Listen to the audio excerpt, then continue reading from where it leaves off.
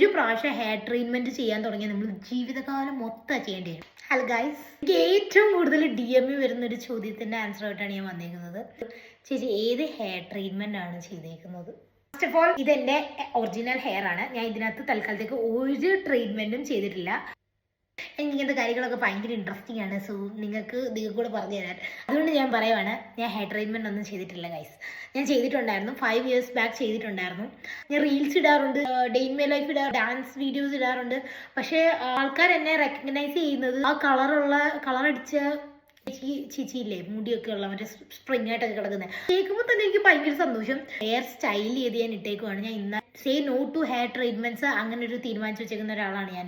എൻ്റെ ദുരന്തങ്ങളായിരുന്നു എൻ്റെ hair treatment ചെയ്തത്. അപ്പം ഞാൻ എല്ലാവരോടും പറയുന്നത്, ഞാൻ ഹെയർ ട്രീറ്റ്മെന്റിനോട് ബിഗ് നോ പറയുന്ന ഒരാളാണ്. ഒരു 5 years ബാക്ക് ഞാൻ ജർമ്മനി കയറി വരുന്ന ആ ഒരു സമയത്താണ് ഞാൻ ആദ്യമായിട്ട് ഹെയർ ട്രീറ്റ്മെന്റ് ചെയ്തത്. അതൊരു ട്രെൻഡായിരുന്നു. നമ്മൾ വിസ കിട്ടുന്ന ഉടനെ നമ്മൾ പോയി സലൂണിൽ പോവുക, സ്ട്രൈറ്റോ സ്മൂത്തോ കെരാറ്റിനോ എന്താന്ന് വെച്ചാൽ അങ്ങ് ചെയ്യുക. സോ ഞാൻ ബാക്കി വീഡിയോസ് ഇടുന്നതായിരിക്കും. എൻ്റെ ഹെയർ റൊട്ടീനും ഹെയർ സ്റ്റൈലിങ്ങും അങ്ങനെയുള്ള സംഭവത്തിനെ കുറിച്ചൊക്കെ ഞാൻ വീഡിയോസ് ആയിട്ട് പോസ്റ്റ് ചെയ്യുന്നതായിരിക്കും. So by.